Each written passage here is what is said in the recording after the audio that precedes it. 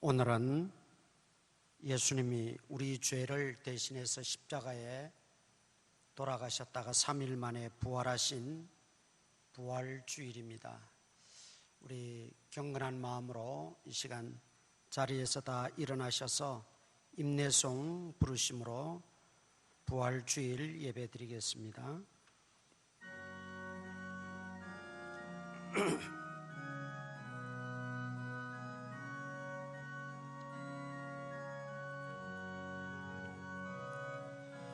지존하신 주님 이름 앞에 모두 무릎 꿇고 다 경배. 거룩하신 주님 앞에 엎드려 절하세. 예수는 그리스도, 예수는 주, 하나님의 영으로 경배드리리.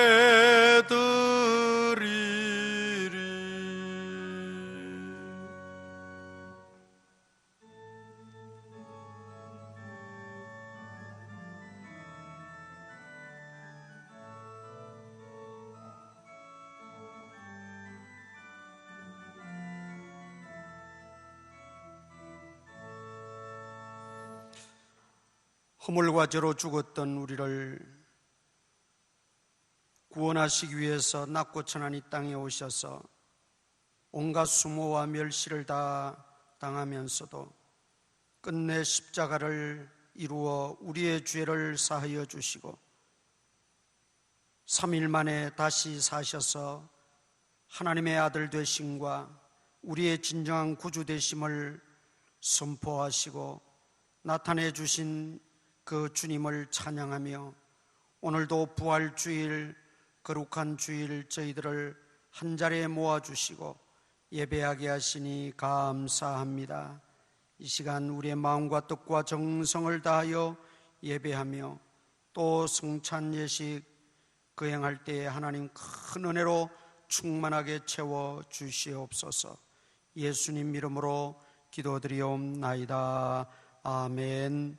전능하사 천지를 만드신 하나님 아버지를 내가 믿사오며 그 외아들 우리 주 예수 그리스도를 믿사오니 이는 성령으로 잉태하사 동정녀 마리아에게 나시고 본디오 빌라도에게 고난을 받으사 십자가에 못 박혀 죽으시고 장사한 지 사흘 만에 죽은 자 가운데서 다시 살아나시며 하늘에 오르사 전능하신 하나님 우편에 앉아 계시다가 저리로서 산자와 죽은 자를 심판하러 오시리라. 성령을 믿사오며 거룩한 공회와 성도가 서로 교통하는 것과 죄를 사하여 주시는 것과 몸이 다시 사는 것과 영원히 사는 것을 믿사옵나이다. 아멘. 우리 교독문을 한 절씩 교독하겠습니다. 하나님께서 그를 사망의 고통에서 풀어 살리셨으니 그들이 놀라고 무서워하여 그 보는 것을 영으로 생각하는지라.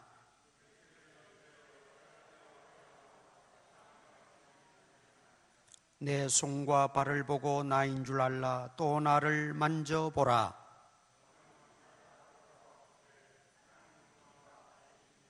예수께서 이르시되 나는 부활이요 생명이니 나를 믿는 자는 죽어도 살겠고 무릇 살아서 믿는 자는 영원히 죽지 아니하리니 이것을 내가 믿느냐. 아멘.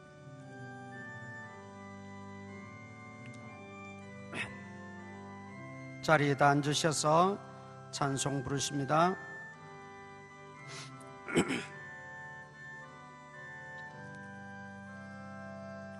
하나님의 독생자 예수 날 위하여 오시었네. 내 모든 죄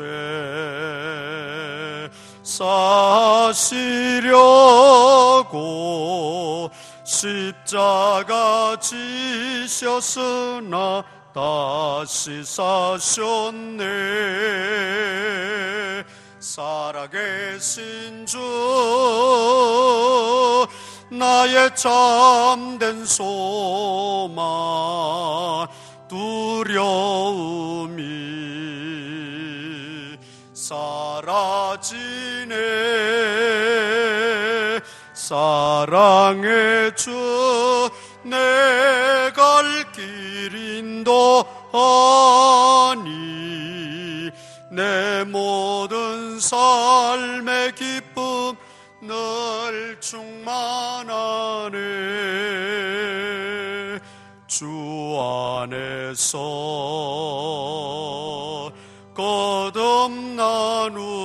거듭나누리 기뻐하며 찬양하리. 가슴 속에 넘치는 확신 우리의 가는 길에 소망 넘치네. 살아계신 주 나의 참된 소망 두려움이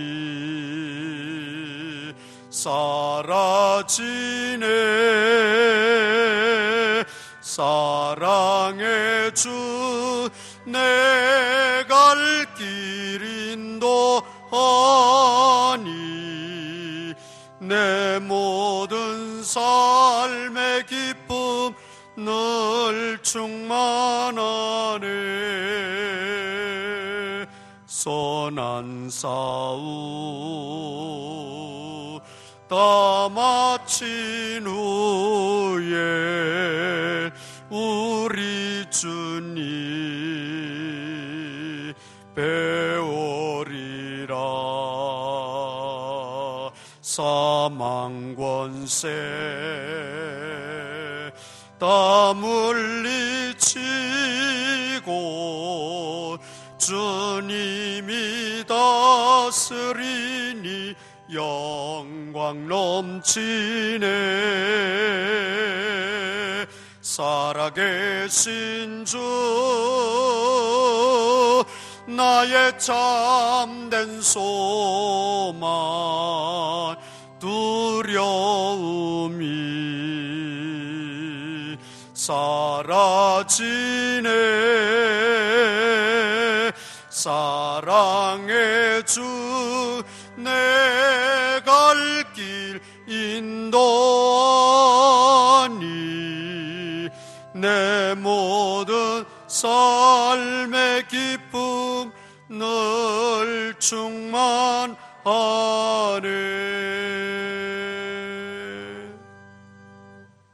이 시간 치유기도 시간입니다. 여러분 아픈 부위에 오른손을 올려놓으시고 또 가족들 가운데 아픈 분들 계시면 대신 아픈 부위에 손을 올리시고 또 마음의 소원을 하나님께 아뢰며 응답을 기다리는 성도님들 두 손을 모으고 이 시간 하나님 앞에 기도하겠습니다.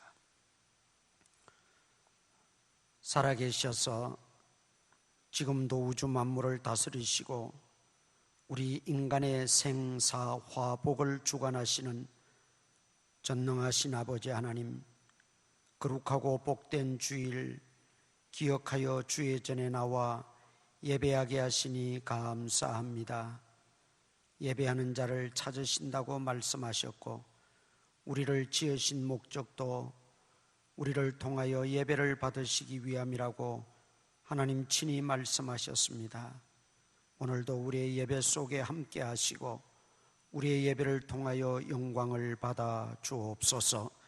특별히 부활주의를 맞이하여 다시 사신 예수 그리스도를 마음에 품고 우리의 삶 속에 주권자로 모시고 살아가게 하셔서 힘들고 어렵고 많은 고통과 복잡다단한 세파이지만 주님 의지하고 주님 주시는 힘으로 늘 승리하며 살아갈 수 있도록 은혜 위에 은혜를 더하여 주옵소서.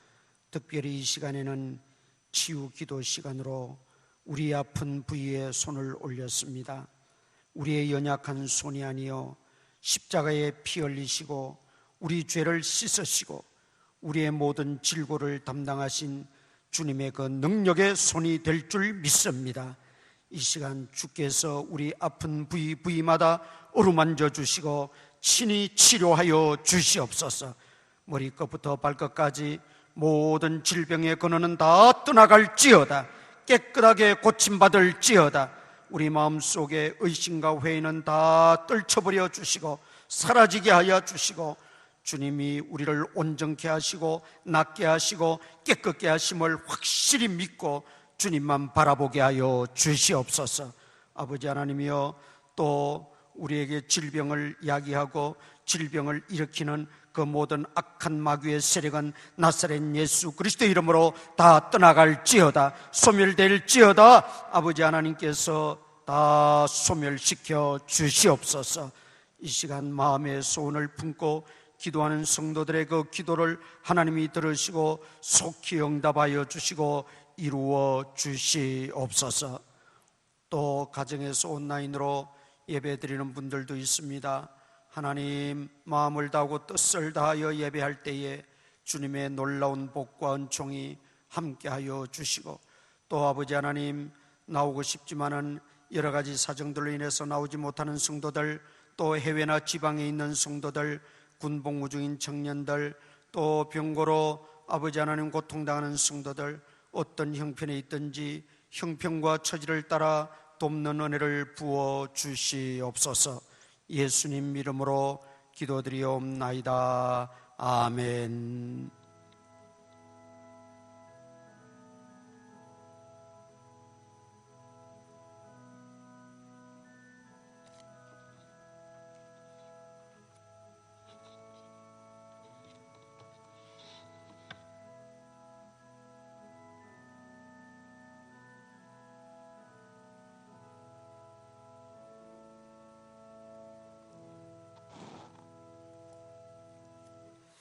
전도팀에게 새 힘과 능력 주시사 한마음 한뜻으로 힘써 기도하고 행하여 교회가 부흥되고 주님의 나라가 확장되게 하옵소서. 4월을 주심을 감사합니다. 저희 가정과 함께 하시어 건강 주시고 주님 뜻 가운데로 인도하여 주옵소서. 범사에 감사한금 드립니다. 범사에 감사한금 드립니다. 주님이 예배하신 길로 잘 갈 수 있도록 인도해 주옵소서. 또 파키스탄 성교원금 드립니다. 모든 것 넘치게 채워주시는 주님의 은혜에 감사합니다. 주님의 은혜 진심으로 감사드립니다. 아버지 하나님, 주님 앞에 나올 때에 귀한 예물을 준비하여 주님 앞에 드리오니 기쁘게 받아 주옵소서. 주일 헌금과 11조, 성교, 건축 헌금, 일천번제, 또 장학 헌금 등으로 드립니다. 그리고 감사한 내용을 담고 기도의 제목을 담아 귀한 예물 드립니다. 주께서 그 마음의 소원대로 다 이루어 주시고 물질로 인해서 궁핍함이 없도록 쓰고도 남음이 있는 풍족한 은혜를 부어 주시옵소서.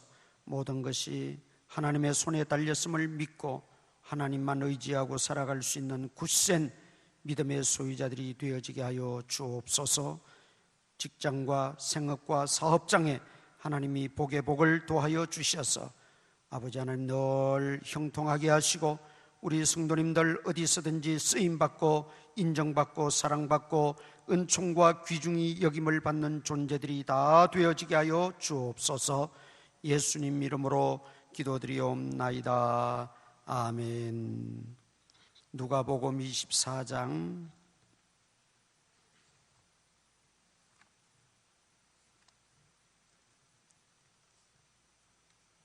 누가복음 24장 1절에서 12절까지 한 절씩 교독하겠습니다.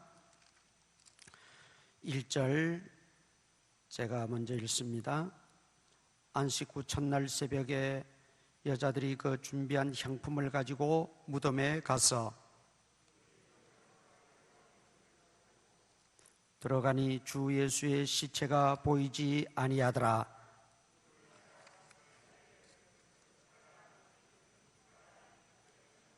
여자들이 두려워 얼굴을 땅에 대니 두 사람이 이르되 어찌하여 살아있는 자를 죽은 자 가운데서 찾느냐.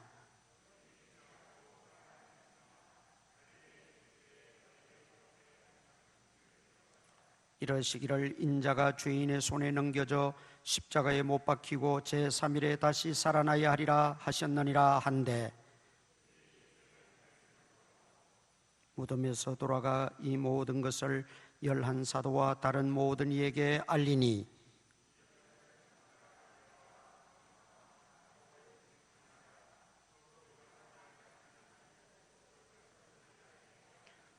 사도들은 그들의 말이 허탄한 듯이 들려 믿지 아니하나 베드로는 일어나 무덤에 달려가서 구부려 들여다보니 세마포만 보이는지라 그 된 일을 놀랍게 여기며 집으로 돌아가니라.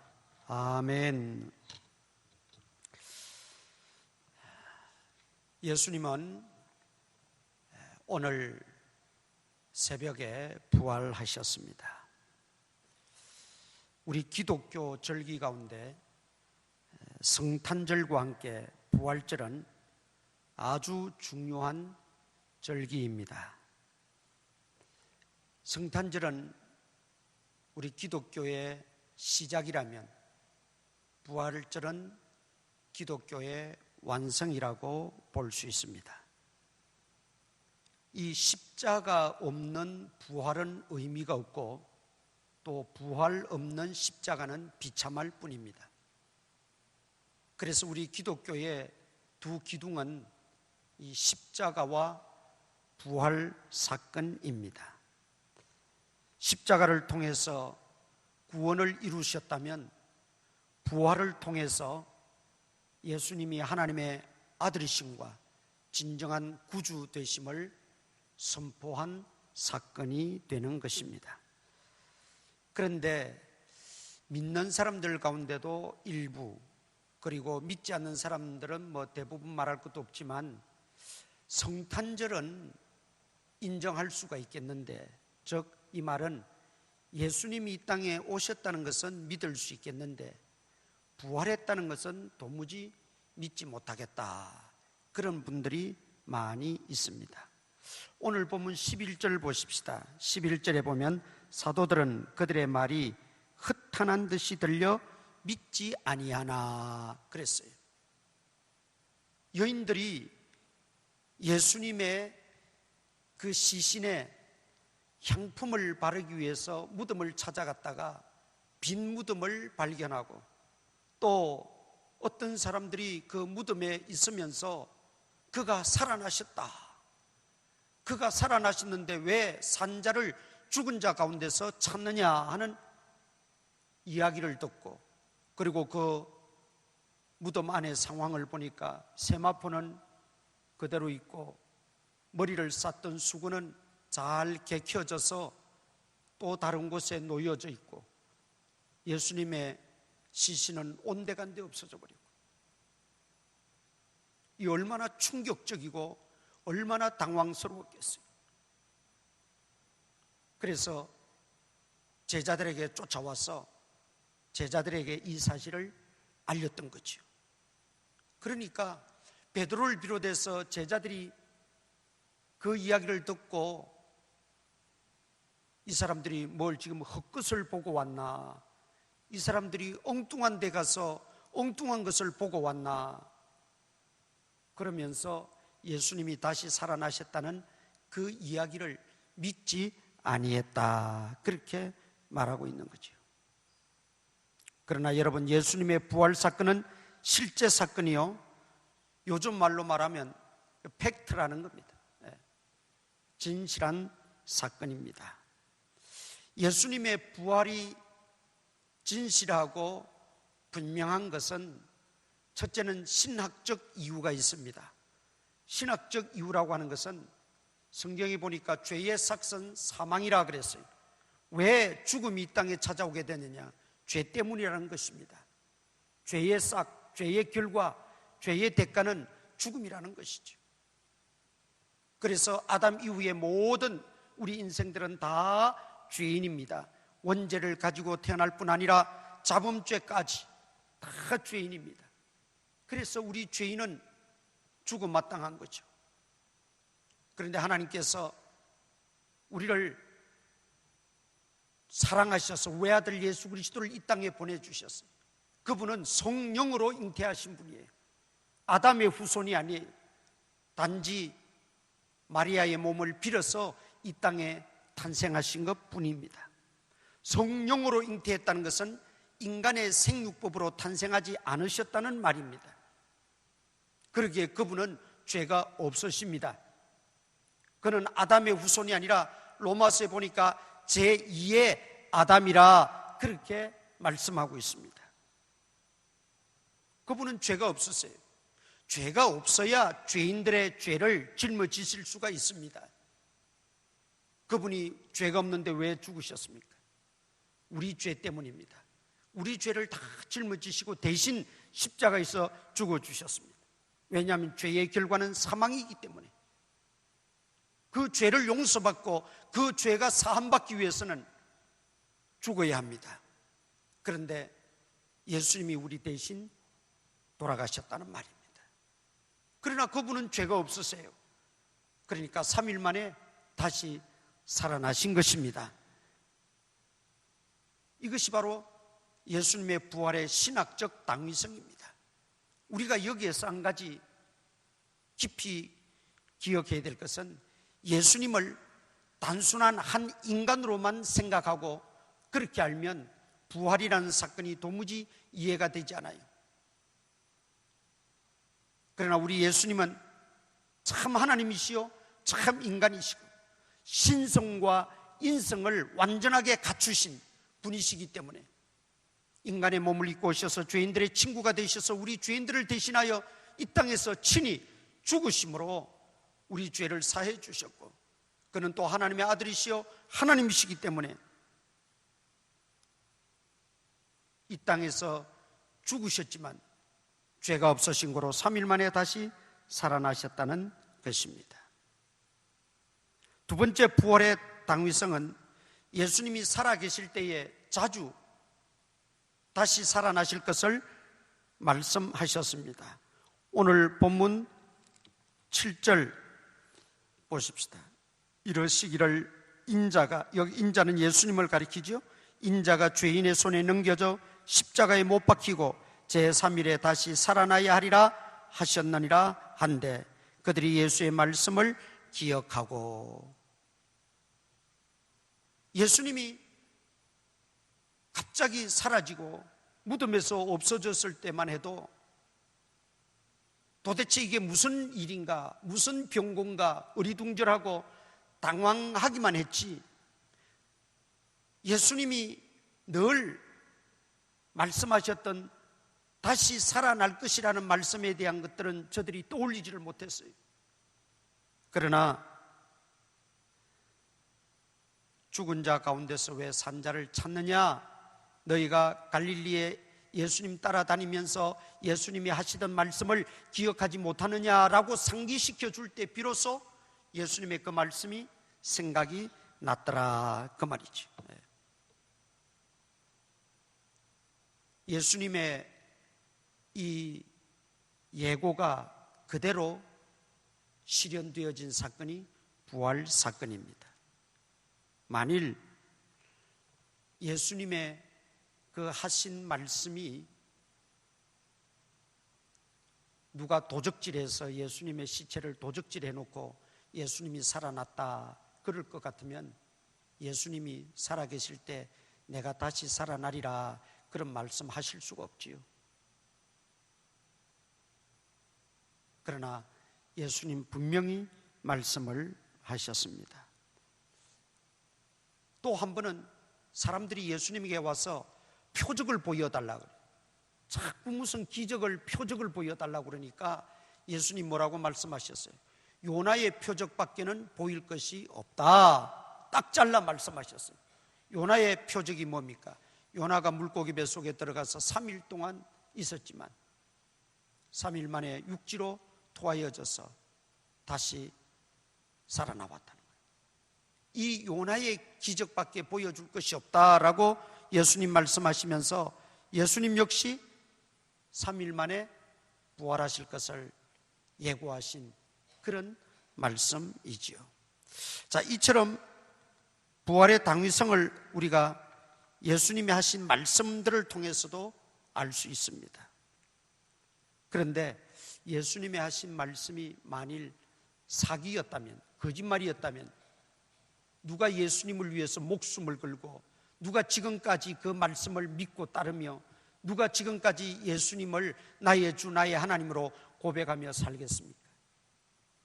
그런데 세상에 오고 오는 많은 사람들이 그 주님을 나의 주 나의 하나님으로 고백하고 있고 하나님의 말씀, 그리스도의 말씀을 생명같이 여기고 오늘도 많은 사람들이 그분을 찬양하고 경배한다고 하는 것은 예수님의 말씀이 1.1핵이라도 사기가 없고 거짓말이 없다는 것입니다. 진리라는 것이죠. 세 번째, 부활의 당위성은 빈 무덤이 그분의 부활을 정언합니다. 지금도 성지순례를 가면 예수님이 태어나신 곳, 예수님이 활동하신 곳, 예수님이 사역하신 곳, 또 병자를 고치신 곳, 여러 군데를 우리가 다 돌아볼 수 있습니다. 그런데 예수님의 무덤만큼은 텅 비어 있습니다. 더 정확하게 말하면 예수님의 무덤은 없다입니다. 다른 모든 사역 활동의 근거지와 그 터는 다 보존되어 있지만 예수님의 무덤만은 없다라는 것입니다. 여러분, 이것은 예수님 분명히 부활하셨다는 증거입니다.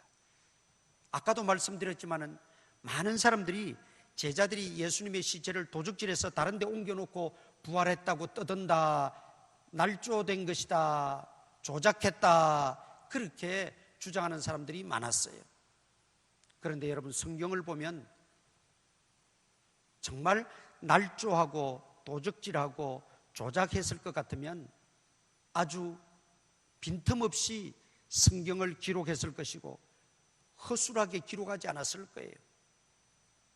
그런데 어떤 복음서에 보면 천사가 하나라고 나오고 오늘 복음서에 보면 천사가 둘이라고도 나오고 또 어떤 복음서에 보면 예수님을 찾아간 여인들의 이름이 다르기도 하고 아주 내용이 뒤죽박죽이에요.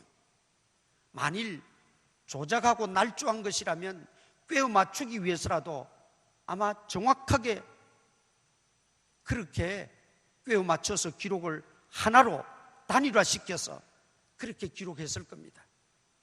그런데 복음서는 그렇게 기록하지 않았어요. 자기들이 본 대로 처음에 간 사람은 2사람을 보았고 또 나중 간 사람은 천사 1사람을 보았고 또 나중에는 미처 경황이 없어서 아내를 잘 둘러보지 못했는데 가서 둘러보니까 세마포, 몸을 쌌던 세마포는 세마포대로 있고 머리를 감쌌던 수건은 또 없었는데 나중에 보니까 잘 정신을 차려서 보니까 잘 개키어져서 한쪽 편에 수건이 놓였더라.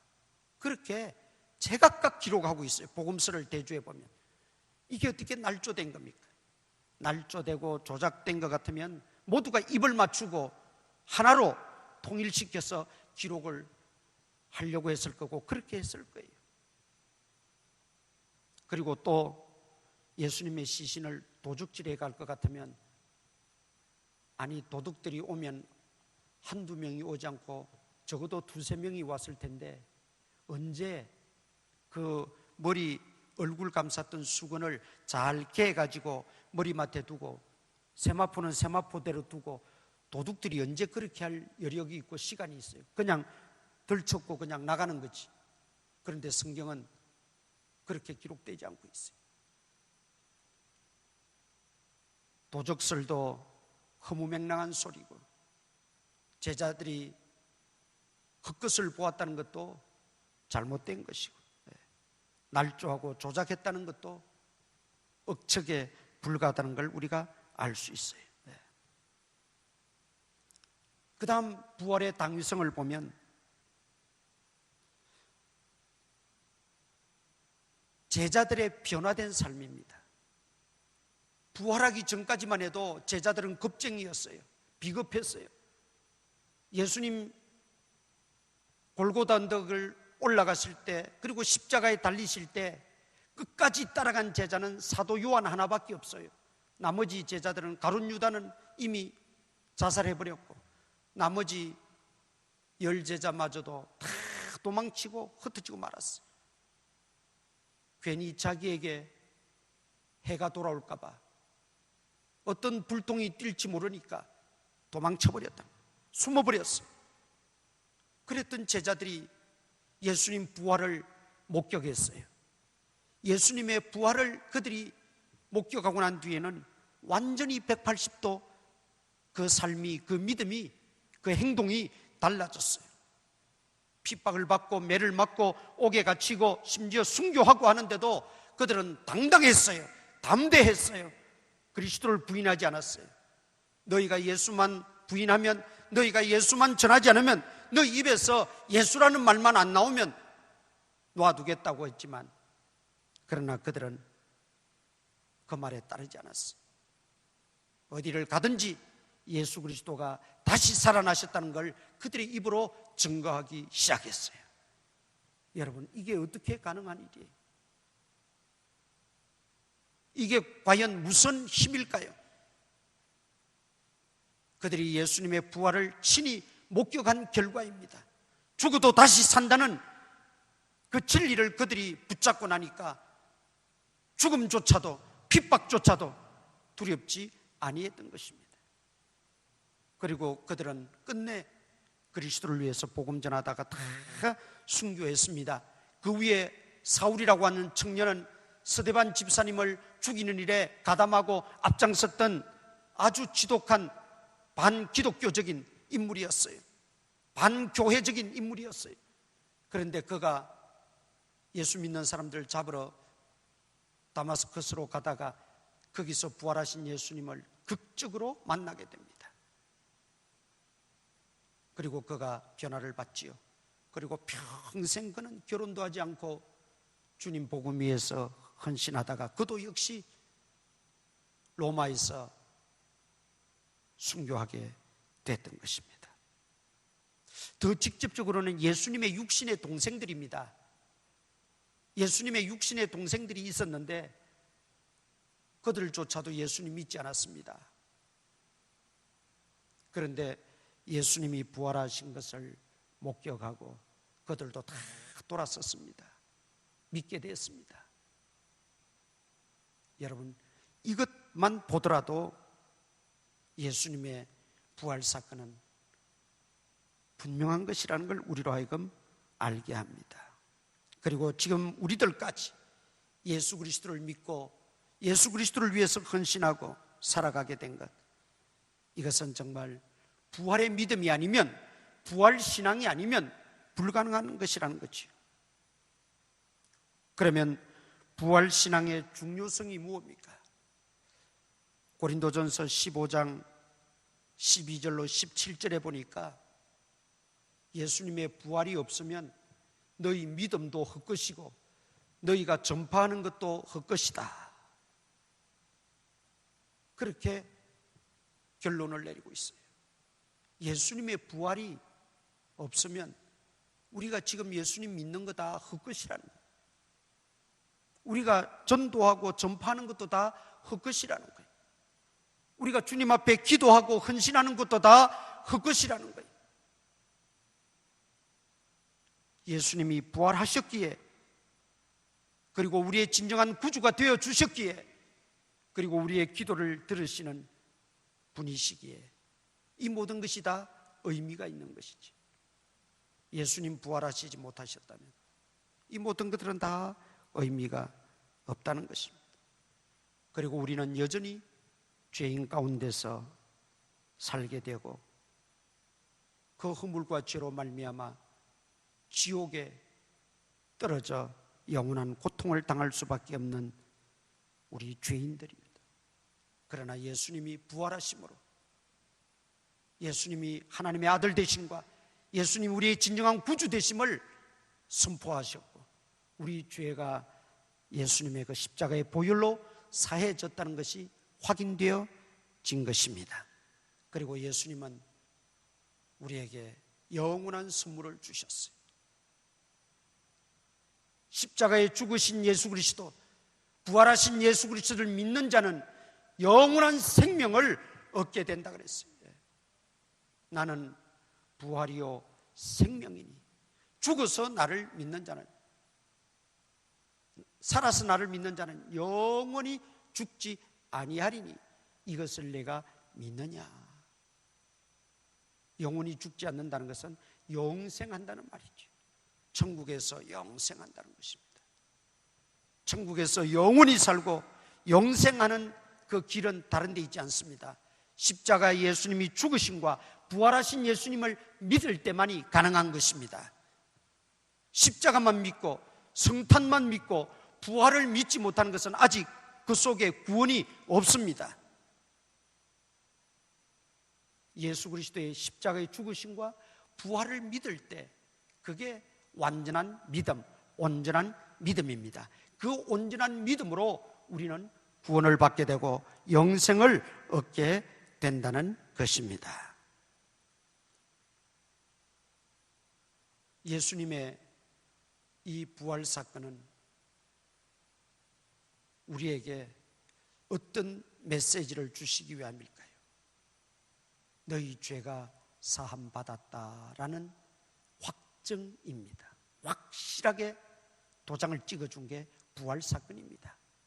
십자가에 돌아가실 때만 해도 우리 죄를 대신해서 십자가에 돌아가시구나 어렴풋하게 알고 있었어요. 왜? 십자가에서 죽으시고 죽음으로 끝나버리면 아무런 의미가 없으니까. 그렇게 예수님이 슬퍼하시고 그렇게 예수님이 우리에게 강조하셨던 그 모든 말씀들이 십자가에서 죽으심으로 종료돼 버렸다면 무슨 의미가 있느냐 말이에요. 그래서 십자가의 그 죽음을 모두가 비탄해했고 모두가 슬퍼했고 모두가 절망해할 수밖에 없었고 이제는 끝났구나 그렇게 생각할 수밖에 없었다는 것이죠. 그러나 예수님이 3일 만에 다시 살아나심으로 부활하심으로 우리들에게 우리 죄가 분명히 사함받았다는 확정을 우리에게 주셨다. 동시에 이제 예수님은 하나님 우편에 천국에서 영원토록 계시면서 늘 우리를 돌보시고 우리와 함께 하시는 주님이 되신 것을 우리가 기억해야 됩니다. 예수님이 육신으로만 이 땅에 계시면 한정적입니다. 유대 나라에 계시면 유대인들만 예수님 볼 수가 있어요. 갈릴리에 계시면 갈릴리 사람들만 볼 수가 있고 들을 수가 있어요. 그러나 우리 예수님은 부활하셔서 원래 그 신령한 몸으로 변화되어 천국에 가셨습니다. 하나님 우편에서 지금도 성도들의 기도를 들으시고 지금도 성도들의 일거수일투족을 감찰하시고 보호하시고 인도하시고 주님이 뭐라고 말씀하셨어요? 세상 끝날까지 내가 항상 너희와 함께 있으리라. 육신을 가지고 계시면 부활하시지 않으시면 그것이 불가능하지만 부활하신 주님이시기에 우리 그리스도인들, 우리 하나님의 자녀들을 끝까지 돌보시고 하나님 나라에서 우리를 위해서 대신 기도도 해주시고 우리와 함께 계시는 주님이심을 우리가 기억해야 됩니다. 그렇다면 부활하신 주님을 통해서 우리는 더욱 당당해질 수 있습니다. 더욱 용기를 얻을 수 있습니다. 더욱 소망을 가질 수 있습니다. 희망을 가질 수 있다 이 말이죠. 십자가 그 자체로만은 비참했고 절망적이었고 모든 것이 끝나는 것 같았지만 부활을 통해서 산 소망을 주셨어요. 부활을 통해서 용기를 주셨어요. 삶의 의미를 우리에게 부어주셨어요. 삶의 용기를 가져다 주었어요. 그리고 하나님이 나와 함께 계시다는 확고한 신앙을 우리에게 주셨어요. 부활하신 주님은 지금도 이곳에 계신 줄 믿습니다. 여러분과 함께 하시는 줄 믿습니다. 아니, 우리 일평생 주님은 우리와 함께 계십니다. 그리고 우리가 천국 가면 영원토록 우리는 주님과 함께 복락을 누리며 지내게 됩니다. 이것이 부활의 소망이요, 부활의 은혜요, 부활의 믿음입니다. 오늘 우리가 이런 믿음을 가지고 다시 한번 여러 가지 코로나로 인해서 힘들고 또 답답하고 절망적이고 또 이런저런 형편들, 이런저런 이유들로 인해서 우리의 삶이 답답하고 팍팍해져 간다 할지라도 다시 부활하신 주님을 우리가 마음에 모시고 부활의 신앙으로 다시 한번 일어서셔서 우리가 믿음으로 용기를 내고 담대하게 세상을 살아가는 저와 여러분 될 수 있기를 주님의 이름으로 축원합니다. 우리 한번 묵상으로 한번 기도하십시다. 오늘 주신 말씀을 우리가 조용히 묵상하면서 부활의 주님을 만나고 부활하신 주님의 음성을 들을 수 있기를 바랍니다.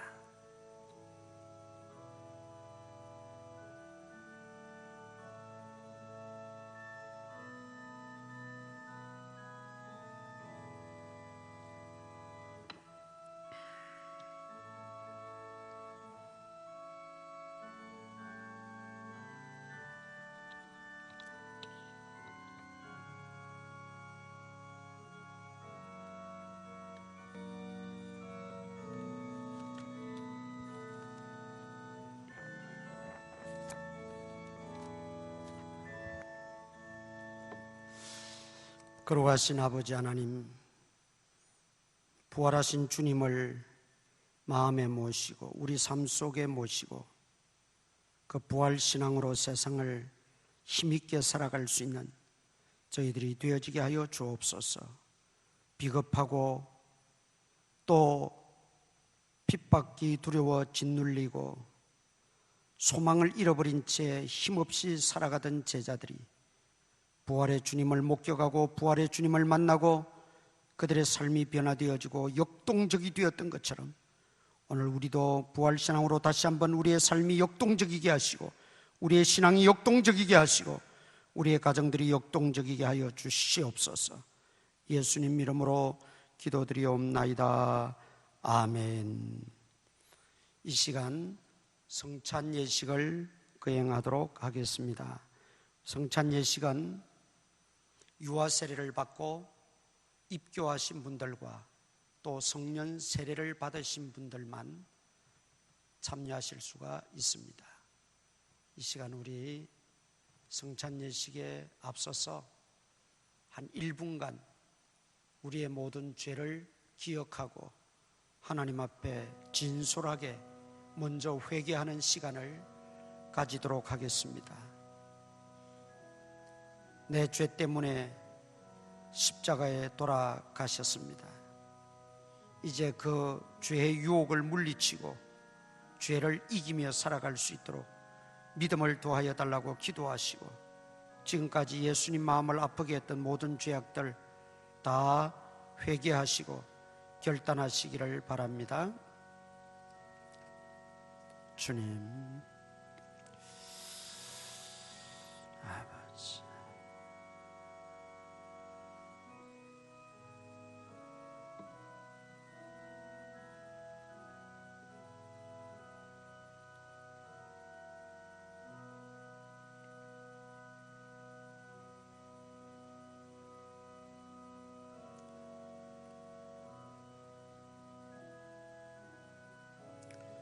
아버지,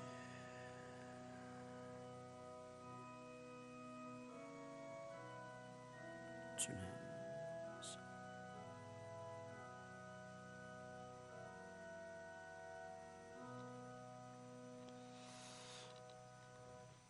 장로님들 나오셔서 볼을 좀 걷어주시기 바랍니다. 제가 성경 한 군데 읽어드립니다. 잘 들으시기 바랍니다. 이사야 53장 4절입니다. 그는 실로 우리의 질고를 지고 우리의 슬픔을 당하였거늘 우리는 생각하기를 그는 징벌을 받아 하나님께 맞으며 고난을 당한다 하였노라. 그가 찔림은 우리의 허물 때문이요 그가 상함은 우리의 죄악 때문이라. 그가 징계를 받음으로 우리는 평화를 누리고 그가 채찍에 맞음으로 우리는 나음을 받았도다.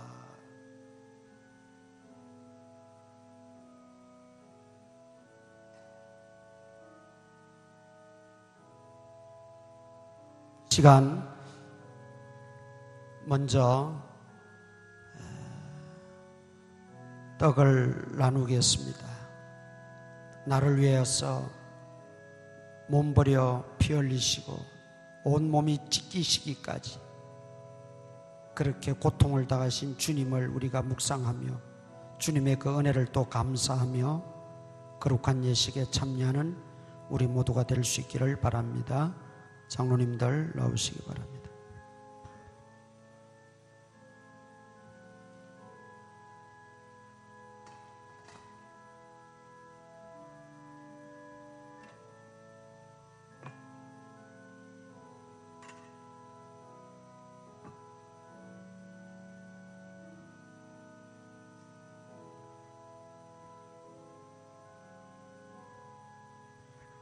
기도하겠습니다. 아버지 하나님, 허물과 죄로 죽었던 우리를 살리시려고 그 모진 십자가에 그 수치스러운 십자가를 지심으로 우리 죄를 사해 주신 것을 기억합니다. 이 거룩한 예식을 통하여 다시 한번 주님 안에 들어갈 수 있는 저희들 되어지게 하시고 주님의 말씀을 늘 묵상하며 생활 속에 적용하며 살아가게 하옵소서. 예수님 이름으로 기도드립니다. 아멘. 떡을 나누겠습니다.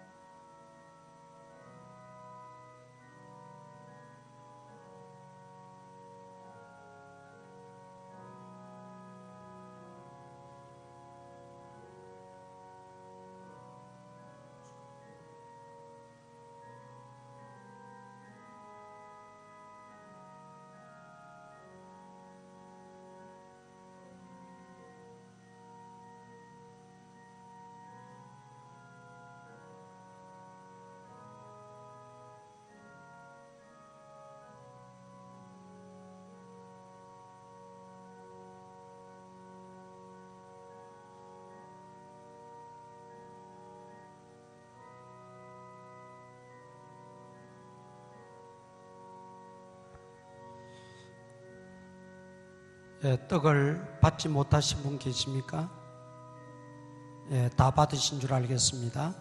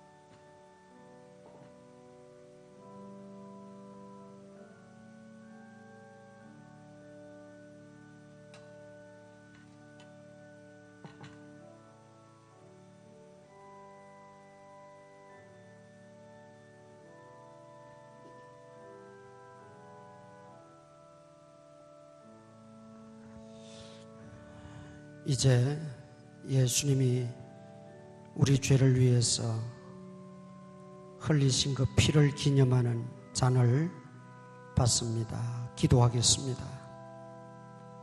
피 한 방울 남기지 아니하시고 다 흘리심으로 온몸이 만신창이가 되어질 정도로 우리를 위해서 희생하신 그 주님의 은혜를 이 시간 묵상하며 잔을 받습니다. 겸손하게 받게 하시고 부력 떨림으로 받게 하시고 우리 마음속에 다시 한번 주님을 귀한 은혜가 있게 하여 주시옵소서. 예수님 이름으로 기도드리옵나이다. 아멘. 이제 잔을 받겠습니다.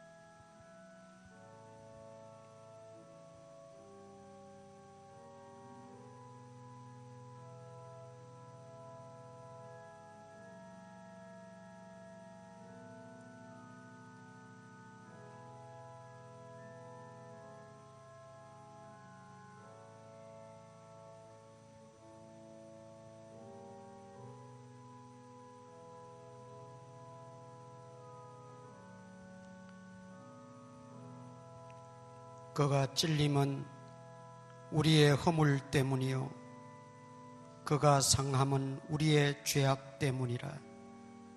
그가 징계를 받음으로 우리는 평화를 누리고 그가 채찍에 맞음으로 우리는 나음을 받았도다. 우리는 다 양 같아서 그릇 행하여 각기 제 길로 갔거늘 여호와께서는 우리 모두의 죄악을 그에게 담당시키셨도다.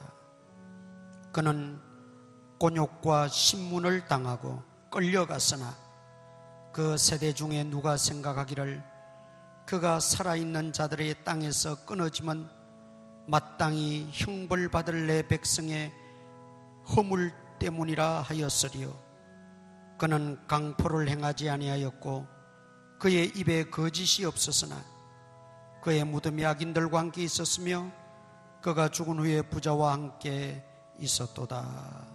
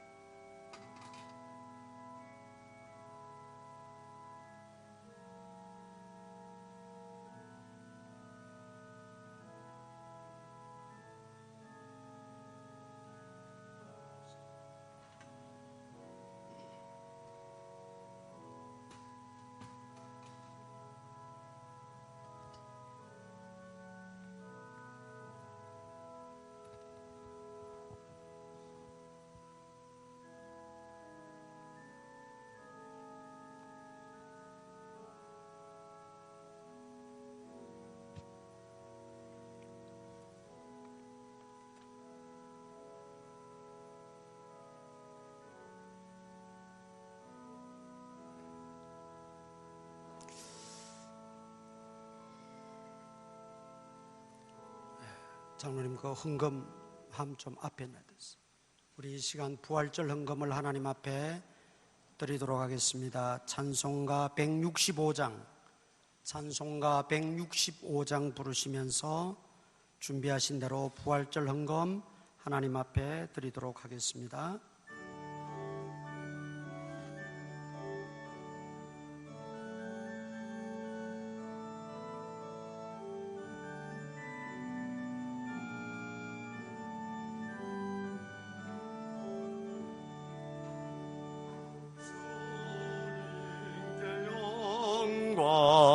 다시 사신 주 사망 권세 모두 이기시었네.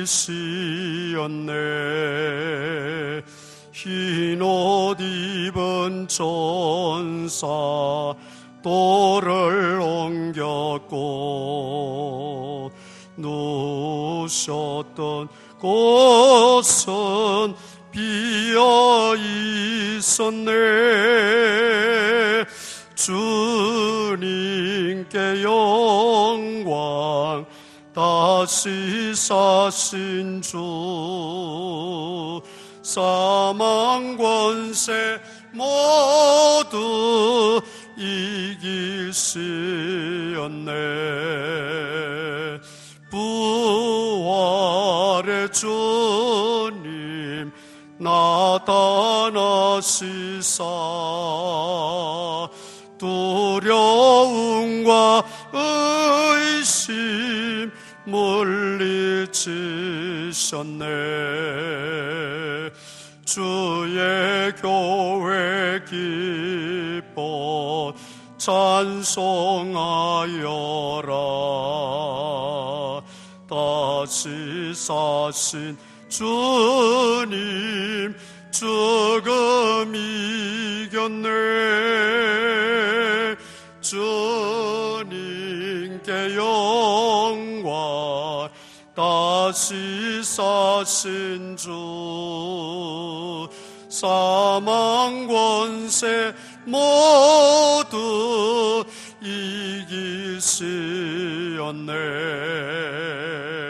생명의 임금 영광의 주님, 주님 없는 삶은 헛될 뿐이라. 주의 사랑으로 세상 이기고 요단 건너 본향 가게 하소서. 주님께 영광, 다시 사신 주 사망 권세 모두 이기시었네. 자리에서 다 일어나셔서 인사 한번 나누겠습니다. 반갑습니다. 반갑습니다. 네, 기도하겠습니다. 귀한 부활절 헌금을 하나님 앞에 드리오니 기쁘게 받아 주옵소서. 또 한 주간 학교에서, 가정에서, 직장에서, 일터에서, 현장 속에 지내게 될 때 바이러스 감염원들을 다 차단해 주시고 하나님이 막아주시고 건강하게 지낼 수 있도록 은혜를 도하여 주시옵소서. 또 아버지 하나님, 기도하며 간구하는 소원들이 하나님 앞에 다 상달되어 기억하신 바 되어지게 하여 주옵소서.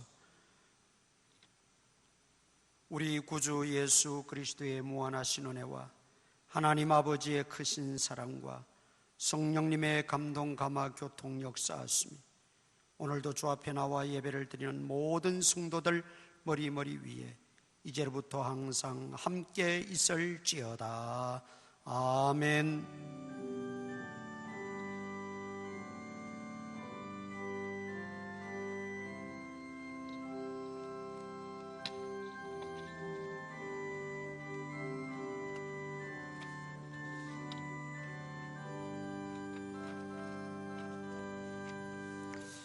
자리에 앉아 주시기 바랍니다.